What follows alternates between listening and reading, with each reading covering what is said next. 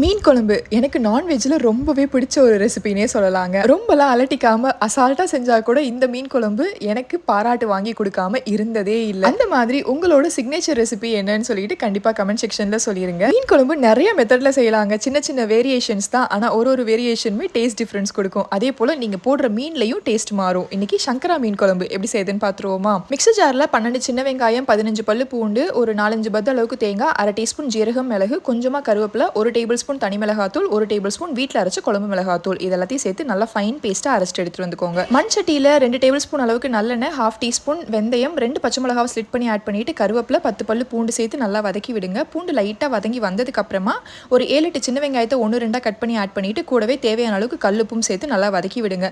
மீன் குழம்புக்கு நம்மளுக்கு வெங்காயம் தக்காளி நல்லா வதங்கணும்லாம் அவசியம் இல்லை. வெங்காயம் லைட்டாக கண்ணாடி பதம் வந்ததுக்கு அப்புறமா ஒரு மீடியம் சைஸ் தக்காளி, நம்ம அரைச்சி வச்சிருந்த மசாலா, மிக்ஸி ஜார் அரைச்சின தண்ணி, 2 லெமன் சைஸ் அளவுக்கு புளியை தண்ணியில் கரைச்சி சேர்த்துட்டு தேவையான அளவுக்கு தண்ணி சேர்த்துக்கோங்க. நான் இந்த செம்பில் ஒரு செம்பு சேர்த்துருக்கேன். ஆல்மோஸ்ட் லைக் 3/4 லிட்டர் அளவுக்கு தண்ணி வரும். எல்லாத்தையும் மிக்ஸ் பண்ணி விட்டு மூடி போட்டு நல்லா கொதிக்க விட்டுருங்க. மசாலாவோட பச்சை வாசனைலாம் போயிட்டு நல்லா குழம்பு ரெடி ஆகி வந்ததுக்கு அப்புறமா க்ளீன் பண்ணி வச்சிருக்கிற சங்கரா மீன் நான் இன்னைக்கு 3/4 கிலோ சேர்த்திருக்கேன். நம்ம சொல்லியிருக்க அளவுக்கு 1 கிலோ வரைக்குமே நீங்க மீன் சேர்த்துக்கலாம். எந்த மீன் சேர்த்து செஞ்சாலுமே இந்த குழம்பு சூப்பரா வருங்க. மீடியம் ஃப்ளேம்ல ஒரு 5 நிமிஷம் கொதிக்க விட்டீங்கன்னா மீனும் வெந்து வந்துடும். ஃபைனலா கருவேப்பிலை ஆட் பண்ணிட்டு கேஸ் ஆஃப் பண்ணிருங்க. நான் கேஸ் ஆஃப் பண்ணதுக்கு அப்புறமும் கொதிக்கிறதுக்கு காரணம் இது மண் சட்டின்றதுனால. அப்புறம் மறந்துடாம எக்ஸ்ட்ரா செஞ்சு 2 நாளைக்கு வச்சு சாப்பிடுங்க. சூப்பரா இருக்கும்.